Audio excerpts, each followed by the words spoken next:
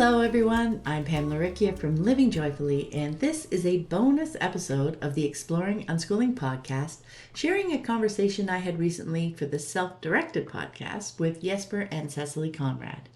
It was such an invigorating conversation that I asked if we could share it here as well, and they graciously agreed. We dive into the art of fostering strong, respectful, and trusting parent-child relationships, redefining success, and experiential learning. Basically, cultivating the space for our children to learn through their interests and experiences while having conversations about it all with someone who loves them deeply. I hope you enjoy our conversation. And if you'd like to bring more thoughtful and engaging conversation about unschooling into your days, I invite you to join me, Anna, and Erika in the Living Joyfully Network. This month, we're talking about finding our groove, and it's been really fun and interesting to dive into it. In this week's focus call, I shared 3 aspects of the idea of finding our groove that I see. So one is exploring my own groove, which means learning about myself as a person, how I'm wired, my fears, my motivations, my sensitivities, my interests, how I like to engage with things, and so on. Both embracing them with compassion and sometimes choosing to play with the edges of my comfort zones. Second is helping my kids and partner find their grooves. People are different and their grooves are going to look different than mine. How they're wired, their fears, their motivations, their sensitivities, their interests, how they like to engage with things.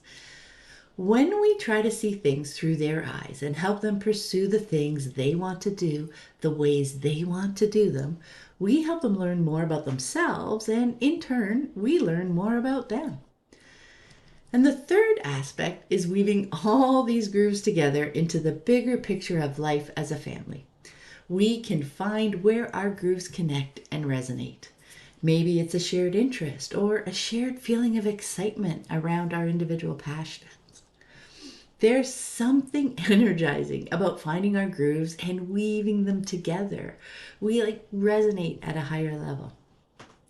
Gaining a deeper understanding about ourselves is a big part of this journey and something we talk about a lot in the network. It's a welcoming and encouraging space where you can explore unschooling with other like-minded parents who are also choosing to embrace lifelong learning and cultivate strong and connected relationships with their children. Follow the link in the description to learn more and join us, or just go to livingjoyfully.ca/network. And now let's get to my conversation with Jesper and Cecilie. Today we are together with Pam Larickia, and when we started our journey as world travelers, it came to me, it could be fun to do some podcast. And then we looked around, and one of the podcasts we saw was yours, and you were also so kind to invite us as guests on the podcast, both Cecilia and me, and now we have the honor of being able to return the favor and be the ones asking the questions. So welcome.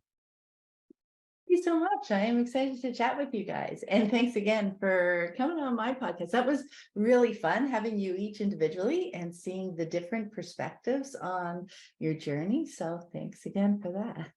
Yeah, and we will link to those recordings if people want to hear those. But it could be wonderful to start with your own personal journey into the whole unschooling world. So if you can tell us a little about how that started for you. Yeah, that was a little while ago. That was back in 2002. I have 3 kids. That year, when they left school, they were 9, 7, and 4. And really, up until like a couple of months before that point, I didn't even know like homeschooling was a thing. I didn't know it was possible. I thought your kids had to go to school. So my kids were all in school. My youngest was in junior kindergarten.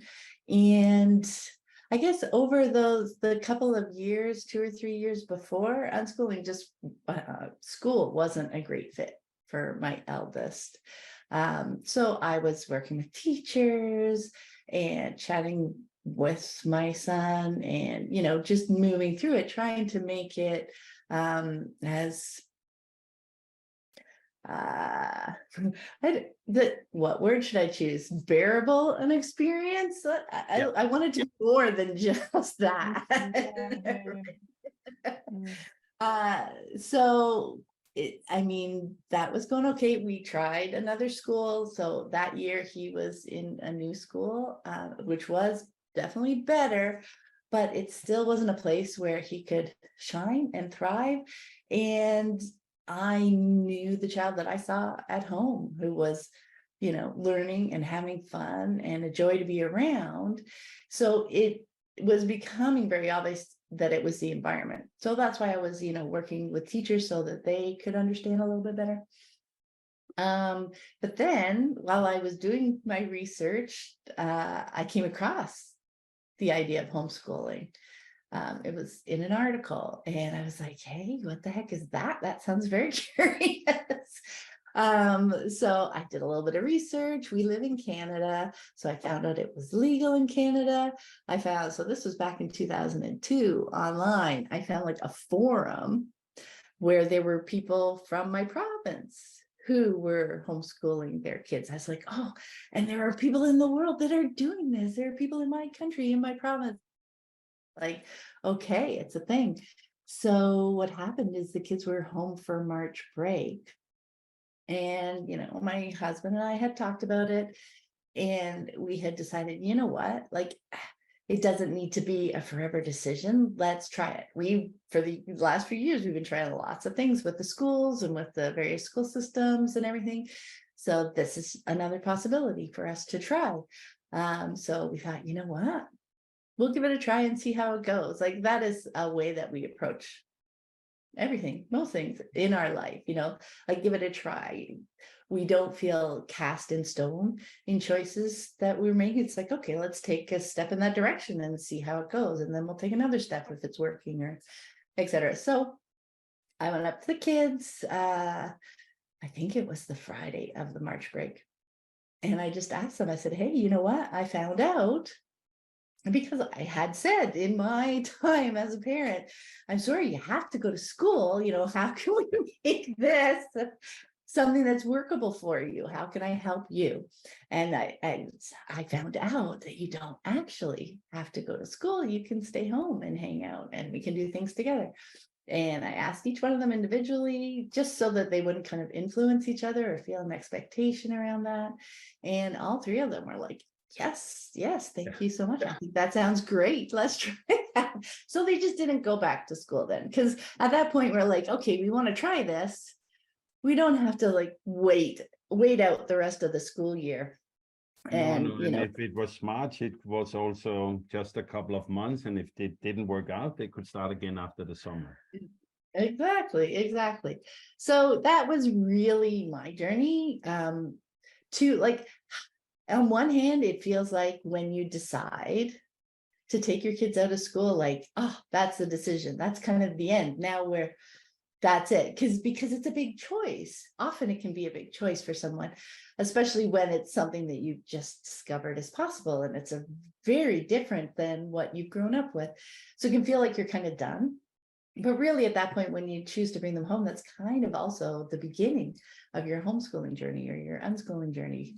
So it was a few weeks into homeschooling, as I was, diving deeper into learning about it, where I discovered the unschooling style of homeschooling, if you want to call it that, and was reading more about that and digging into that and learning about that. So while it feels like kind of the end of one, it's really the start of another big, beautiful journey. And a long journey. And because there's still, after 20 years, stuff to explore, I believe. But because I believe at that point it becomes like you come to see it as a lifestyle. Really, like, this is the way I would like to live as a person. And yeah, things are always coming up in life and bubbling up. It becomes more of a lifestyle that continues versus something that you do while your kids are school age. yeah, but Pam, what made you become you can call it an advocate of unschooling with your podcast and all this? What made you take that step? We have done it ourselves. I know for us, it's because it feels like there's so much to tell, maybe. And I want people to be able to find out the stuff we had to search for. I want to make it easier for people with our podcast to see different stories. But if you take us back, then when did you start your podcast and how many episodes are you up to, actually? You didn't realize you just asked 5 questions. I asked 5 questions. Good luck remembering them. Well, I'll start with the last one because, of course, that's the one I remember. Do that and forget the rest. Yeah. Tomorrow, for the Exploring Unschooling podcast, episode 352 is going out. Wow. That came now back to my motivation for sharing really is super similar to yours because, like I said, I hadn't even heard of homeschooling, let alone, unschooling is a much smaller subset of that. So for me, it was a combination of just my personality and my brain is I'm very much a systems thinker. And one thing I learned through diving into this lifestyle with my kids was also the value of because when you start, it's like, oh, they're not going to school, so how are they going to learn? So you're really focused on the learning piece. But pretty darn soon, you see that your kids are learning all the time, right? And really it becomes, so how do I support that? I don't need to direct it. What am I doing instead? I'm supporting that. And to thrive in supporting their learning, what really was fundamental to that was our relationship. So that we had a connected and a trusting relationship. So they felt comfortable asking questions. So they felt comfortable coming and asking for support. Oh, I want to do this? Can we figure out a way to make this happen, et cetera, those kind of pieces. So it really became relationship focused. So for me, putting it all together was just super fun to understand how it was working. And then alongside that, it was the piece of people probably, don't even know that it exists, that it's an option, that it's a choice. School, certainly, where in Ontario, Canada, where I was growing up, there really was just the expectation that school would educate our children, and you just it was just something you turned your kids over for that. And that didn't feel like a choice. It just felt like this was something that I had to do. So it wasn't about saying like unschooling is better at all. It was about saying, you have a choice, this is something that, because I feel like even if they learn about that homeschooling is possible, et cetera, even when they choose school, then when you realize it's a choice, I feel like often you're more engaged in it. Because it's like, oh, I'm choosing to send my kids to school. Now I'm, a little bit more engaged to find out what it is they are learning. Maybe I will chat with them about that. Maybe I'll support my kid a little bit more versus us all just sitting back going, oh, yeah, you got to go do that. Off you go. I'm going to work. You're going to school. We'll come home and we'll never talk about any of it.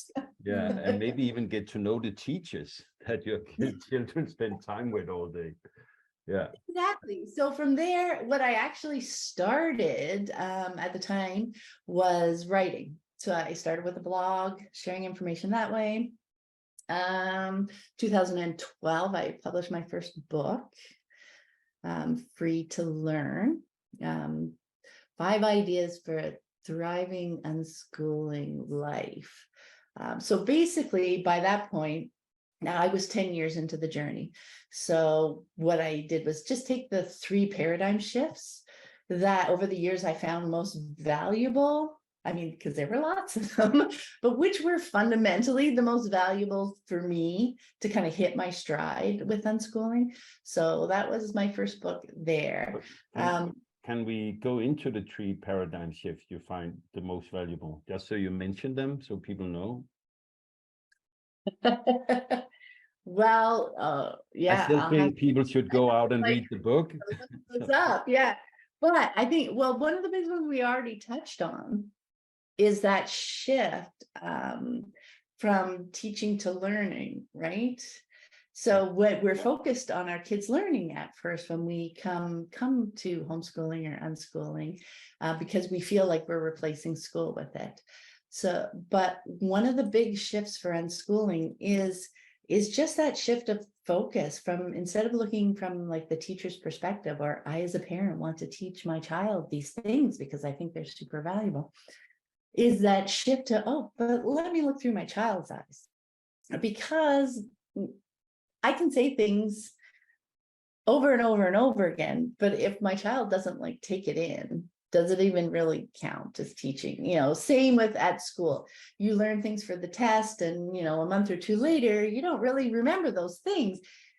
Is that really taught? But is it really learned? They definitely taught, right? They taught us those things for us to learn them for the test. But if we don't retain them, if they don't really make sense in our world for us, were they really learned?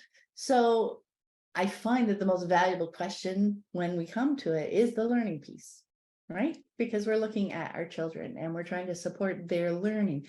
So when we start seeing things from that perspective, that's a huge shift for us, right, on the journey, because then that becomes what's valuable to us. What are they learning? What are they interested in learning? What are they curious about?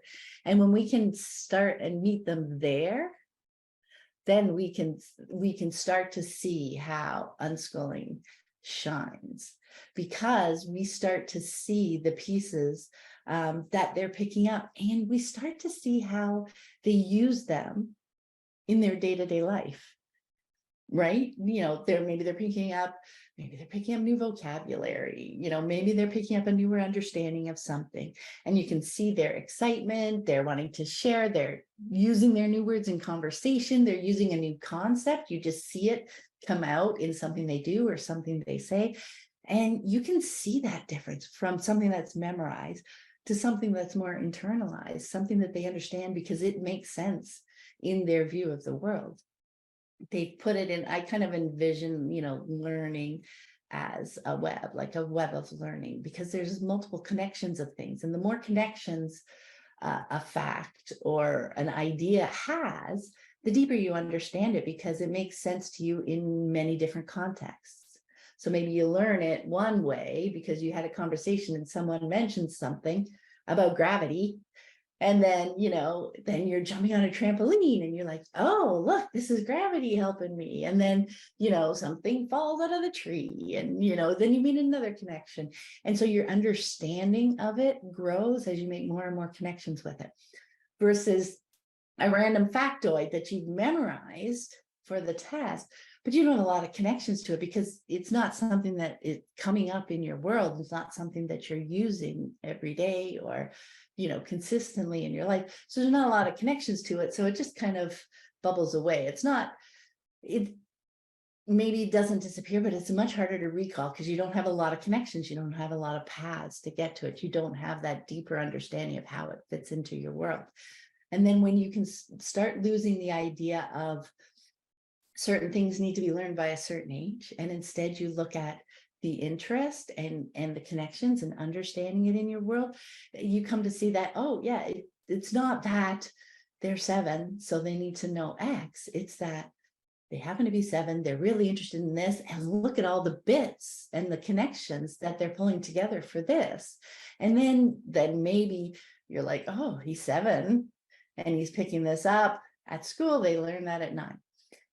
And you get comfortable with the idea that it's not really an age-specific thing. It's more of a person-specific thing, their specific interests. And then as you get more comfortable that, you can flip it.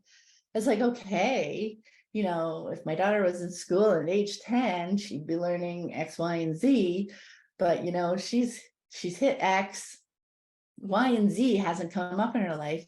But you know what? I am super comfortable that she will soak that in when it does come up, because I've seen her do it multiple times now.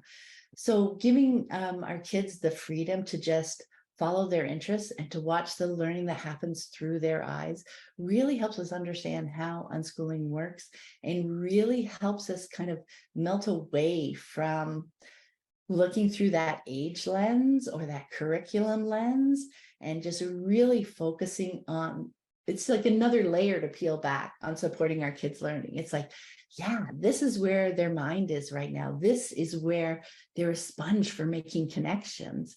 That's what I want to support. That's what I want to help them with. That makes sense? It absolutely makes sense. It makes me think about one thing, which is we have the last couple of years lived as world schoolers traveling full time. And often when we talk with people, and when we ourselves started out, I hear this where we explain that the kids are still learning. And I'm thinking it's because parents, when you live in a country, steadily have responsibility towards the state you live in to show off what they have learned. So as a parent, you need to have this constant view on being able to translate it into not a curriculum, but it after the fact curriculum, where we are now in a place where I actually don't look any longer, which is really freeing. I'm just thinking that there is this dissonance that on some way with unschooling, you want it to be totally free, but at the same time you have decided to live in a country and you need to be able to report back. So how have the local government been for you to work together with? Have it been easy? How have that been? This is very easy in that we submit a letter at the beginning of the school year that says, I take responsibility for my child's education. And that is that. Oh, you don't need to fill out the reports or make them. It used to be in Denmark. Yeah. Yeah. Yeah, no, that that was lovely. It has been lovely. I know that it can definitely be challenging in some areas where there is more reporting. And just from talking with people over the years, that is one of the shifts, like being able to get to that place, Jesper, where you're not always using that lens when you're watching your kids or you're talking to your kids, or feel like you need to kind of subtly tweak them just like a little bit in this direction, because then you'll hit that checkbox that in the back of your mind that needs to be checked. So I know they'll do a lot of whether it's taking photos or just making little notes about what they've done at the end of each day, just so that you've got that and you can turn that into educationese, whatever you want to call it, whatever language that they're looking for, just to show the things that they're learning. I mean, it's a wide range, and it's really dependent not just on where you live, but if you have a facilitator you have to work with, are they unschooling friendly? Do they understand how that works? Are they open to that? Are they much more tick the box? Can you just tick the boxes and send it off and you're done? I know in places where it can get more complicated, some people go with umbrella schools that again understand unschooling, but that you can talk to them kind of more in your language. They will do the translation to the more formal education-based language and do any reporting that needs to be done to the state or the country, whoever's running your local homeschooling rules, because it is inside the homeschooling laws, right? Yeah. But yes, that was very nice. Pardon? It fall with that taking notes at the end of the day, trying to translate into educationese. Obviously, it's necessary if the laws where you live demand some sort of report. Yeah. But the danger is that you have that tick box thing in the back of your mind, and you cannot free yourself from, could they please play chess just for half an hour, then I can write math. And you will have this filter on what the kids are doing, and as it's all about the relation and it's all about the life we actually live together, they will totally pick up that you get relief with the chess and less relief with the cartoons. And I think writing something down at the end of the day every day as an unschooler would probably ruin your process. But it totally will, skew your own focus. And what I would Oh, sorry to interrupt, but yeah, but the writing down at the end of the day, I would do with my unschooling lens. I would write the cartoons. I would write the things. I would keep my joy of the unschooling and learning that I see them doing, irregardless of what curriculum tick boxes. Like, I would not put that lens on until I needed to do the reporting. Because yes, if I try to switch between those two lenses every day, like trying to get rid of the lens in the morning so that I can have a relaxed day with them and then put the lens on at night when I go through, that incredibly difficult. Yes. But if I can, because I can't, like back then, just imagine how long it takes to drop that lens, right? You just can't do it in an hour. It takes, I know it would take me days. Like if I ended up in a situation that felt that I certainly at the beginning of my journey where it was a little more tenuous, my understanding of what was happening. And, say we went to the science center for fun and then all these school trips were walking around and they all had their little sheets and you're like, oh, should I be doing something like that? It would take me a handful of days to get myself back and understand what was happening there and to process that and say, what were they learning by doing those worksheets, paying a little bit of attention, seeing them in action, and then reminding myself about the value of the way my kids were learning. And like, it's a choice. I could send them back to school tomorrow if I felt that that was better for our family. But I would need to do that processing. I can see it there, but yeah, I would save that. My suggestion would be to save that only like when the reporting needs to be done, because then you can just get in that mindset and go through all of your notes. But even though we are 10 years or more, maybe 11 or 12 years down our road here of the unschooling journey, I sometimes look back and I'm like, oh, it's maybe not half a year ago that when I talked with someone, I said, oh yeah, but Storm, he's studying some online psychology. And it's the fear of being judged in me. Maybe it's the fear of living so alternatively and then having people look at it, and me being still caring is probably the where I am still, like, oh, I want them to see me as a good parent even though I live this very alternative life, and wanting to share pieces that look more conventional, or to share the pieces that we're doing in a way because we're trying to connect with them where they are. Like, I wouldn't take it on as so much judgment of ourselves, like we're doing it all wrong if we feel this need. Maybe it is us just wanting to connect with someone that we're in conversation with and we see where they are on their journey, and we are sharing the bits of our life that might make sense to them, or sharing them in a way that might make a little bit of sense to them. The challenge comes when we also feel that's better. Then we have some work to do ourselves. If sharing it that way makes us go, maybe that is what I'm looking for. But, so that's just a reminder to rework that process, to remember why we're choosing this, to, understand, to look at our kids as the unique and wonderful beings that they are, and seeing that the choices they're making and the things that they're doing really fit them so well.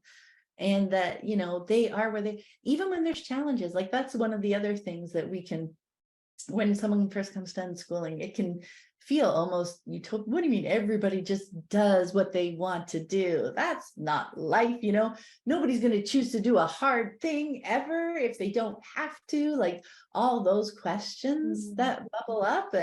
And it's just so fascinating to see when we look at our kids. It's like, no, that isn't true. We see them choose to move through frustrating things because they want to do the thing. That's the difference. Conventionally, we're telling them the things that they have to do. So of course they don't want to struggle with something that they're doing just because they're told that they have to do it. But if it's something that you want to do, you want to accomplish, you're just so much more determined. And also you see them when they, hit their head against the wall a few times. And if they decide like, nope, I'm done with that, but you can see how they own that choice. You can see how that choice makes sense for them in that moment. Those are the pieces that remind you that this is why we're choosing this lifestyle.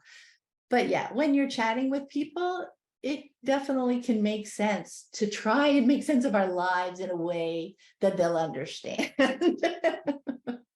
And I like that lens better. I will use that onwards. I'm not judging myself. I'm just meeting people where they are. I think you should use both. Yeah. You have to beware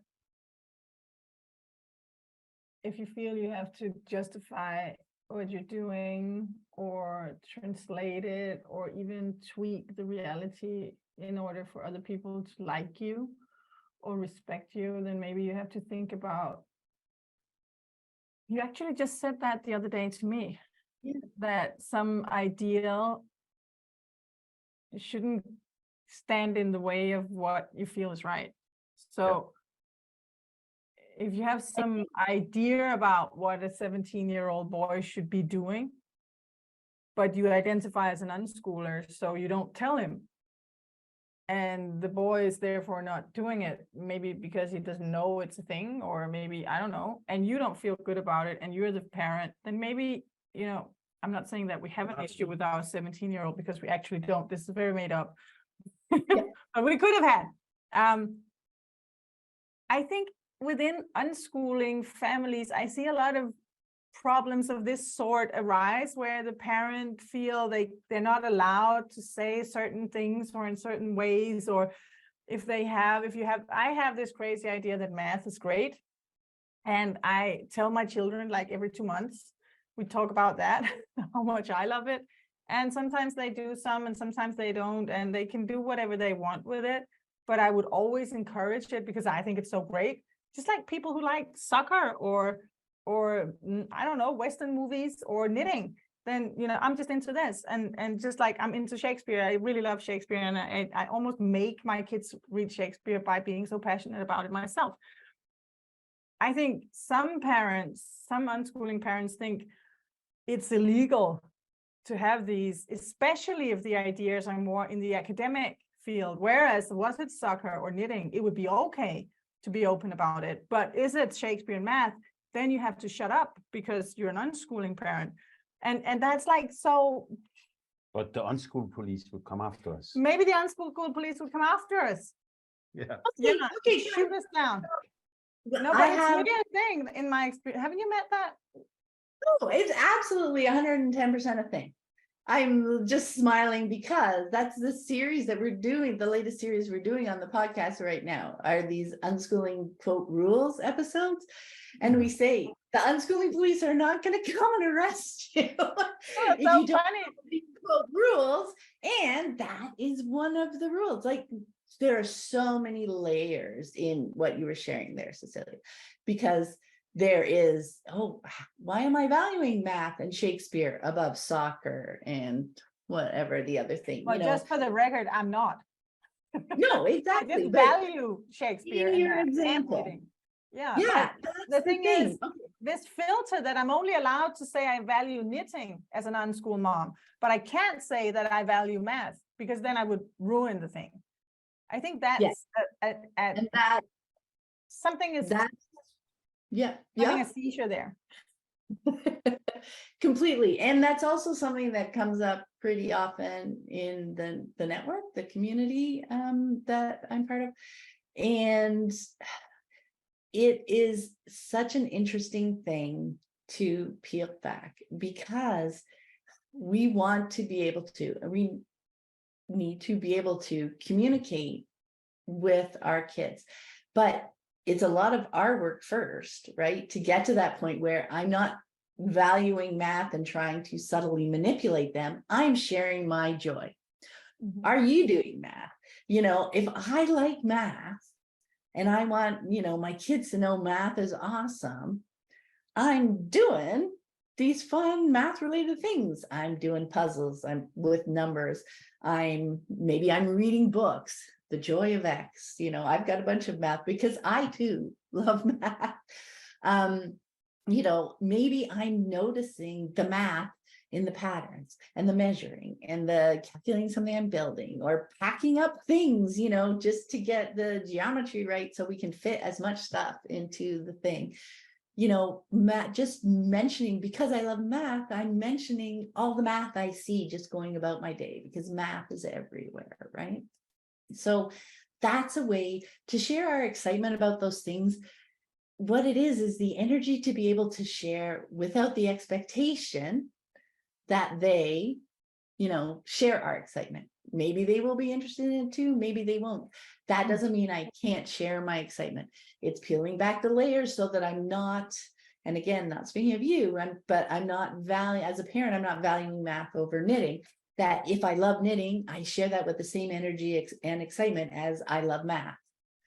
Because like you said, they can feel any manipulative energy that's there. They can, if you say, I love knitting and I love math, if you say both of those things out loud, if one of them you're sharing with the intention of trying to stir someone else's excitement, trying to get them to follow, versus just excitedly sharing something you love, they'll be able to feel the difference, the energy difference in those two things, if not in that instance, in the next sentence or two.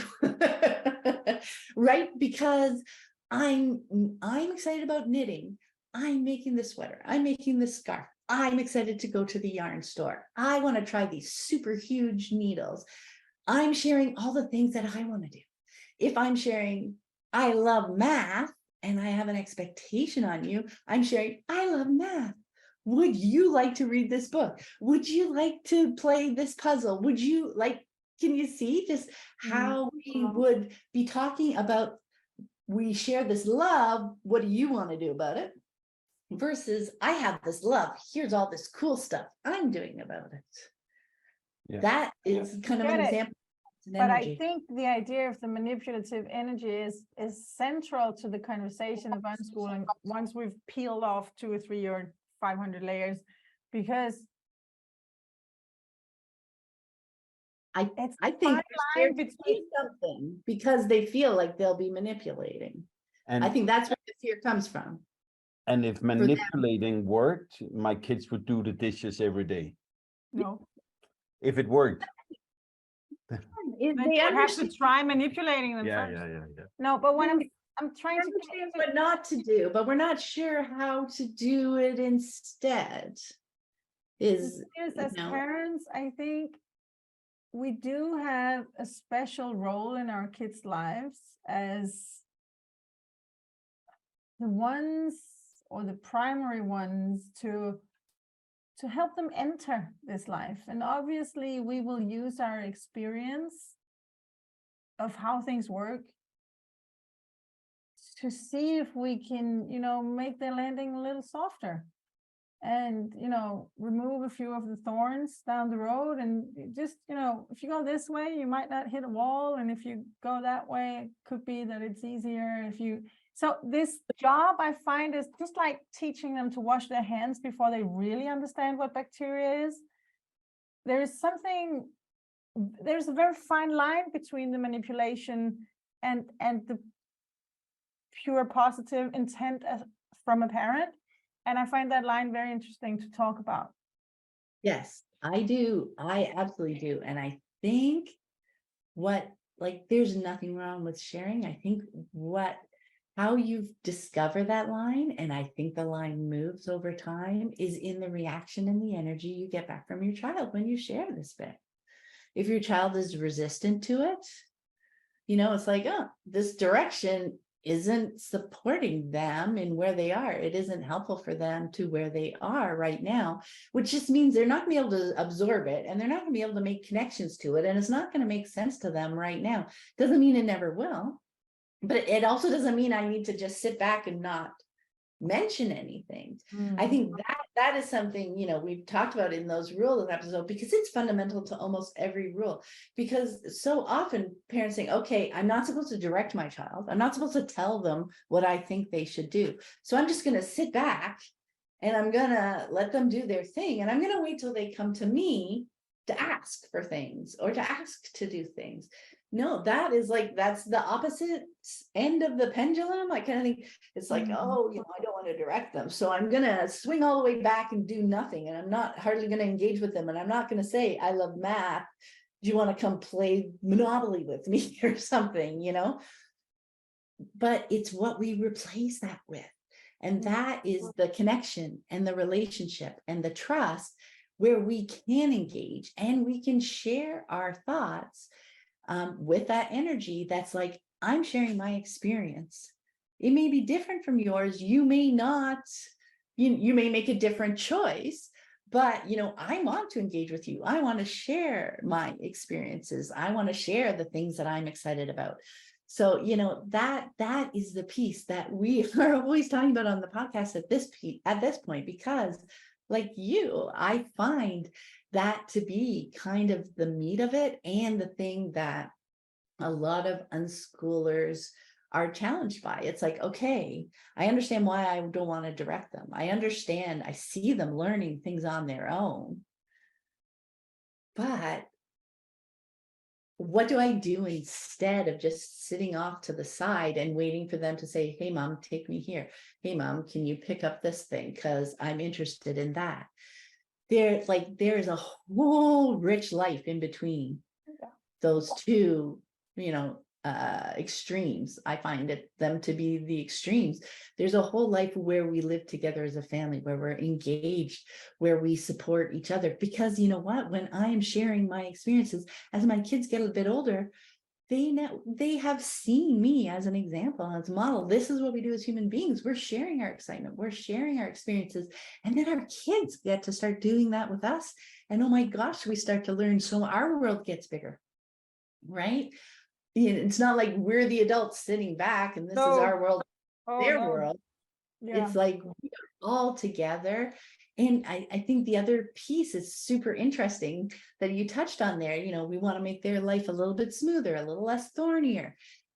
Yes, we do, but that's also something we don't have control over. So we can share our experiences, but they still may choose to take that thorny path.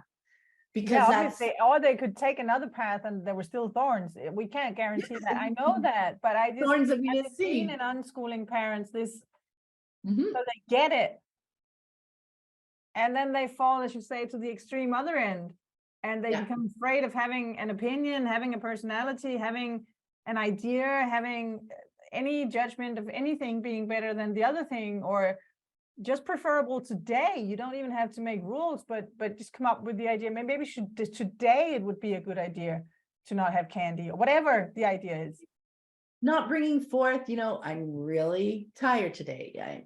At my capacity, just being who I am in the moment and bringing that into the conversation. I may choose, because my child is super excited about something, even though I've said, I'm tired. And then they're like, I get it. And this is the only day that we can do this thing because of XYZ. I may choose to dig down and do the thing because I want to support their learning. I know I now see through our conversation how super excited they are. That comes to another one of those paradigm shifts that's in that Free to Learn book, which is the why not yes. Because because we're choosing to support our kids' learning, we want to say yes, but yes is not a rule.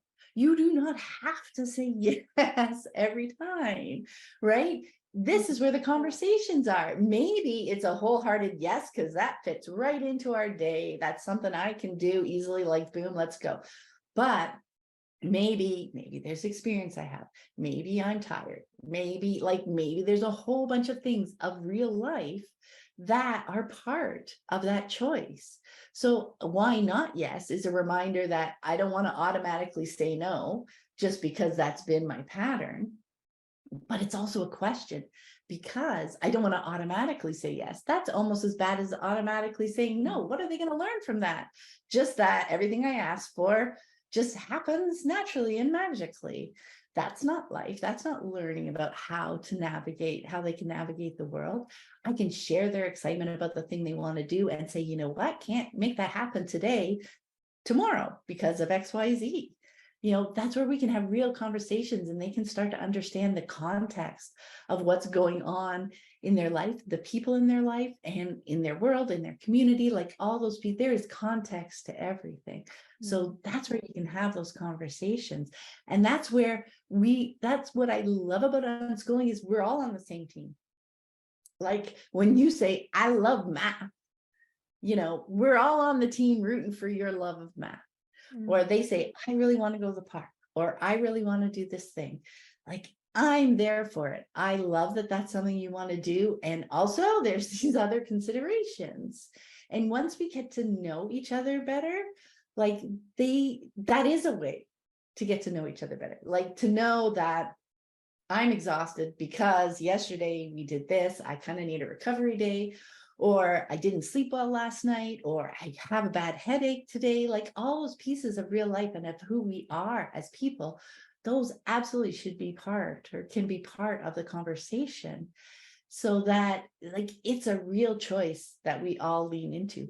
But of course, the thing is that we all start with, from that team perspective, we want to help each other accomplish the things that we want to do. And then as that team energy kind of build up, and we understand, like our kids learn to trust us, that they're going to help me as much as possible to make this happen. I know it may not happen on the timeline that I'm hoping or that I'm envisioning, but they're not going to stand in my way, literally.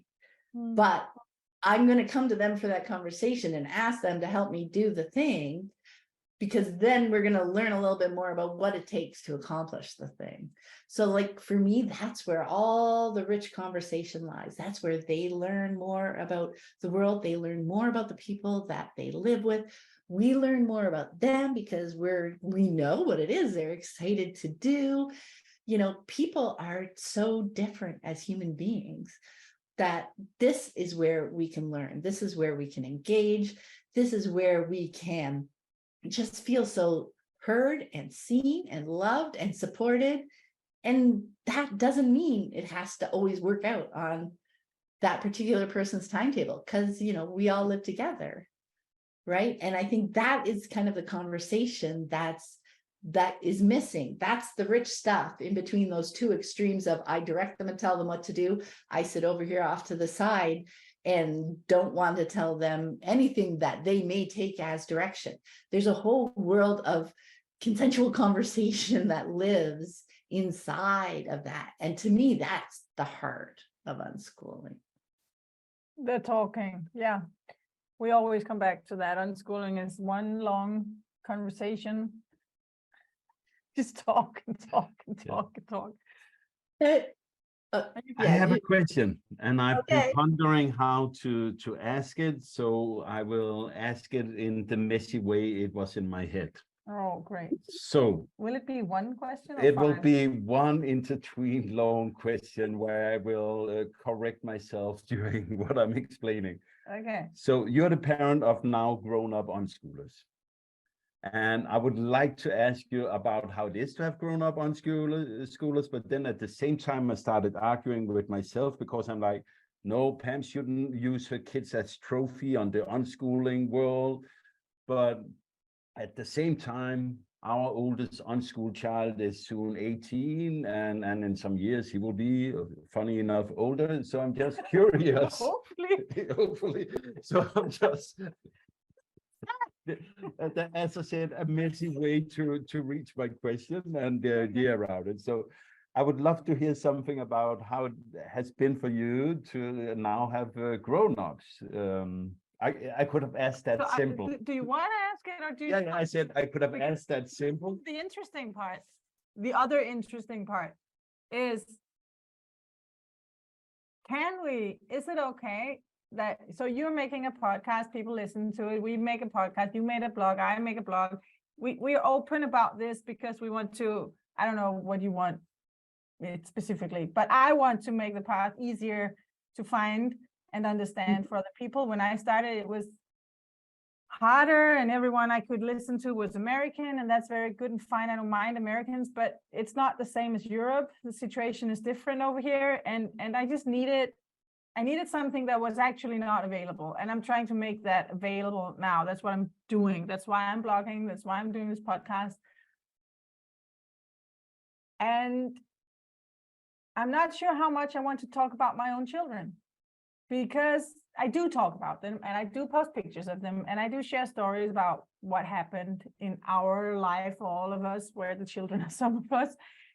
But on the other hand, I don't want them to be trophies. I don't want them to be the good example of unschooling, because in a way, it's a lot of burden to put on one person. It's a lot of their private story.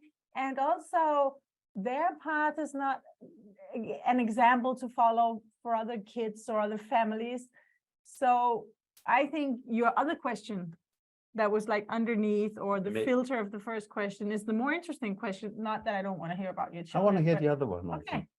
No, but I think that what do we do about, how do we make sure our kids don't become trophies? But I really, love that question so much. Yes, I've talked about that on the podcast in a few episodes. I have a blog post about that from a while, because that is really, it's a fascinating question. Because on one hand, like we were talking about it before, trying to meet someone where they are, right? And show what what it might look like through that lens. And when people come to unschooling, or first learning about unschooling, a few years into learning about unschooling, they want to hear about the older kids. Did they turn out, did they go to college? And you can see in those questions the stuff they still have to unpack, and the layers they still have to peel back about, like, what do I expect of an adult? Like, what is my definition of success? Is it being a human being? Is it a college degree and a good job? Is it, is it a conventional job? And I know there are some of us with adult kids who look conventionally successful. And, but the challenge is they come to it from a completely unconventional place, because this is something they love. It just happens to look good, right? This is something they've loved. They've worked hard. They, maybe they started when they were younger than most conventional kids in school, because they didn't have the time in high school to devote to the thing that they loved. They couldn't start until after college, maybe, or whatever. So I know it feels like sharing the more trophy looking stories almost does a disservice, in that, oh, okay, I expect my child to look like that too. This is a path that worked. So I'm going to follow this path and I'm going to do this thing. And at the end of it, why doesn't my child look like your child? So it definitely feels like doing a disservice to someone who is learning about the journey, to give them the opportunity to latch onto certain examples. So, the more generic, I go back to, it's useful to redefine what success is for you. Like, what do I want for my child? And then it's like, is that a thing for me to want for my child? Or do I more want what my child wants? Right?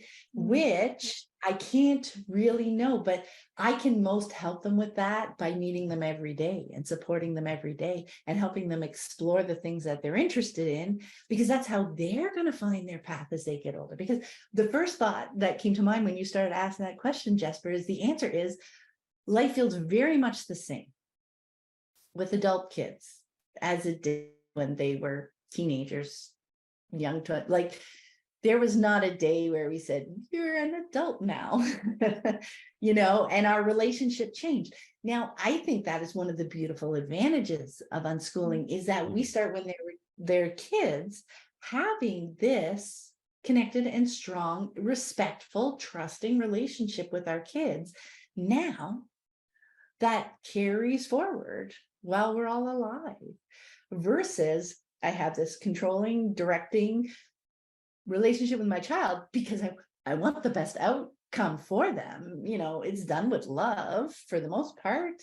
I have a vision of what will be a good life for you that I want you to have, and I want to teach you these things, and please follow my directions because I know what's best for you.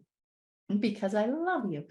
But then when they become an adult and now they're like, yeah, you can't control me now, or you don't want to control. It's like, okay, now I'm done my job. You're off in the world. And now all of a sudden you want to have that strong, connected, trusting, respectful relationship with them, but you have no model. Like you've just spent 20 years building a controlling relationship that there's a good chance they're going to want to kind of escape from. You're going to have to build an entirely new kind of relationship with them as an adult. All that to say, I don't feel like much has changed other than the fact, when they've moved out of the house. So the conversations are taking place in different ways, less face to face. But one thing I love is they're excited to come home and visit.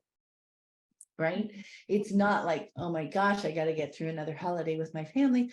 Because I'm like, yeah, you're building this great life, where you are. If you want to stay there for Christmas or, whatever, that's totally okay. Yeah. And also they're like, oh, no, I really want to come home. I'm very excited to come home. And they still have problems, have challenges and problems in our lives at this point. Like that is life, and they're going to have them. And because we have that kind of relationship, they want to. There are points, like it really is individual, like where at those points they want to have these conversations, but that's what you do. You're still having conversations. You're still supportive when they're going through something. You just check, texting a few hearts when they're processing through something that's going on in their life, or you're sharing your experience, or you're validating. Man, that's hard. So it is very much the same kind of relationship that we've had throughout the years. It flows with what's going on in their life, right? Sometimes things are going pretty smoothly and it's all like, yeah, hey, doing this, enjoying this. Have you watched this show? Oh, I really love this movie, this book. We're still sharing those pieces of ourselves that we love. If I'm loving, right now I'm learning game development. And, I'm just sharing little pieces, not because I'm expecting anybody else to love exactly the same thing, but something we love to share is just our excitement about the thing. Somebody else can understand my excitement. They can understand why I'm excited because they have something they too get that excited about. So we don't have to connect through the interest itself, but we can connect through the joy that we each find in that. And we can commiserate and we can validate, because hard things come up too.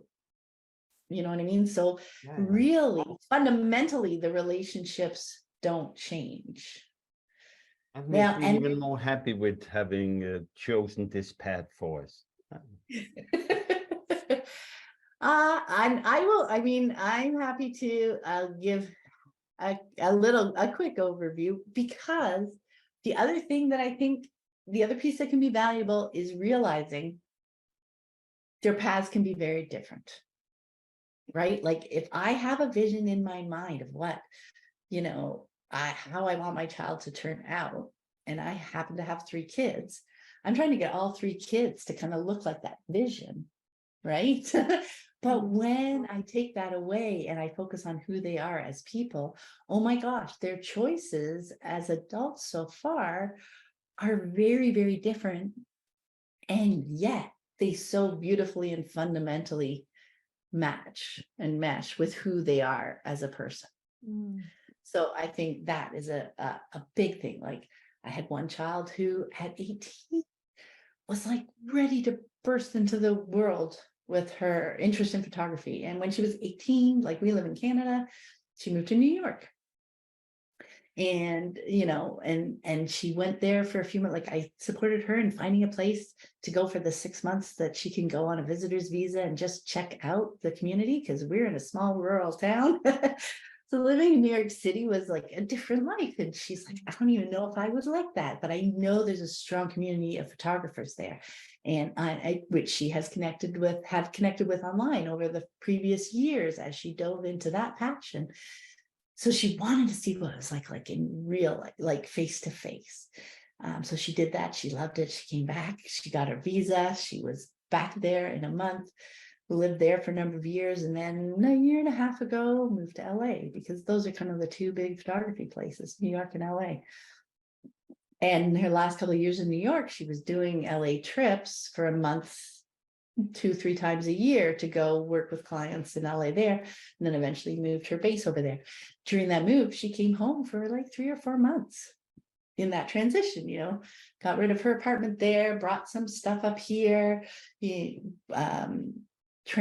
some traveling from this base, because then I can travel without having to pay rent somewhere. Then the visa thing came up, and then eventually moved out to LA. So that is the fun thing too about having that home base and respectful, loving relationships. Like, yeah, you are welcome back anytime. It's not, and that is something they have to process, because the messages they encounter out in the world are, being at home is like a failure. You're not supposed to do that. You need to move out when you're 18 and conquer the world all by yourself. Those aren't the messages that we grew up with, and that we shared with them growing up. It was like, we're a family, we help each other out, we do the things, and we do the things that we're interested in doing.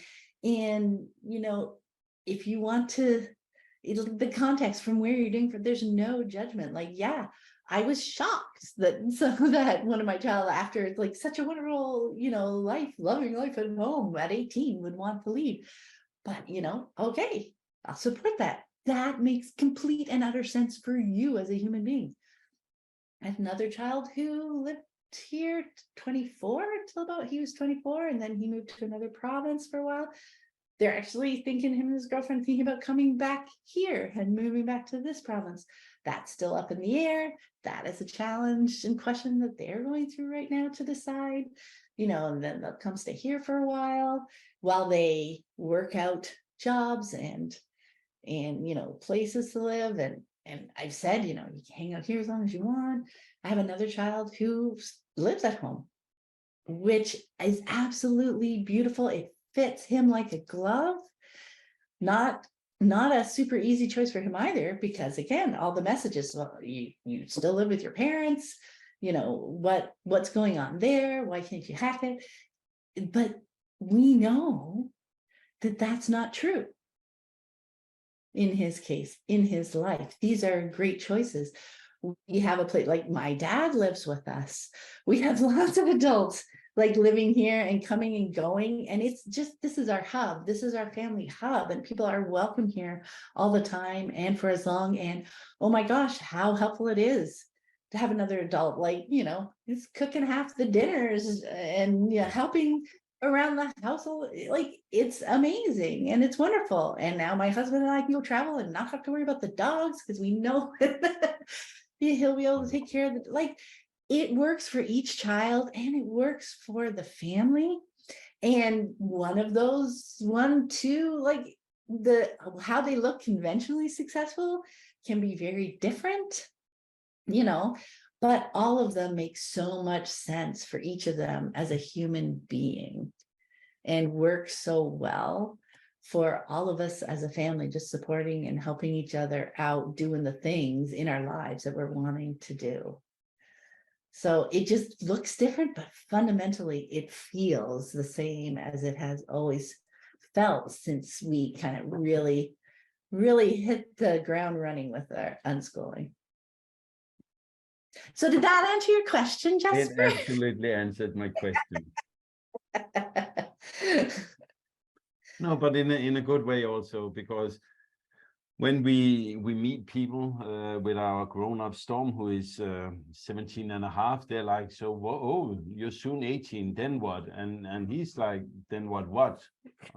I mean, what is this infatuation with 18? I don't understand. Yeah, and it's also, so do you want to go to some college or university? It's like, I'm just living. I'm actually very happy doing what I'm doing.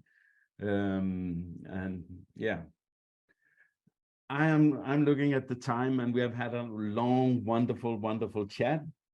So I would like to round it up, and also if people want to, if you can tell a little about where people can find you, where they can find the podcast, and again about the book. So if people want more of Pam, they know where to go.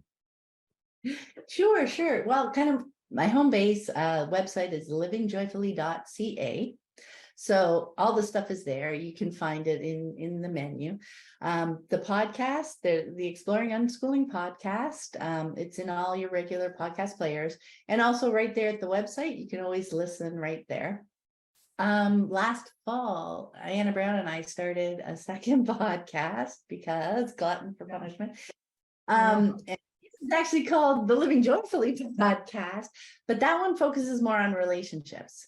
So kind of the idea, when we're talking about motivations, because as you know, like so much of the discussion around unschooling ends up being when you get through that first like learning piece, like, oh yeah, they're learning all the time. I don't really have to keep looking for the learning and worry about the learning.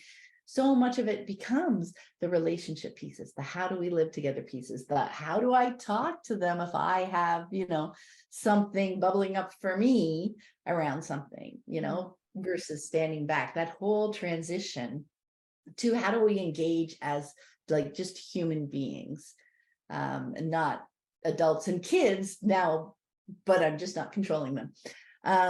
So we talk about that in the Living Joyfully podcast without mentioning unschooling per se. All that to say, it's super helpful for unschoolers as well, because it really focuses on that relationship piece and how to engage with people through like navigating conflicts and making choices, like all those pieces of it.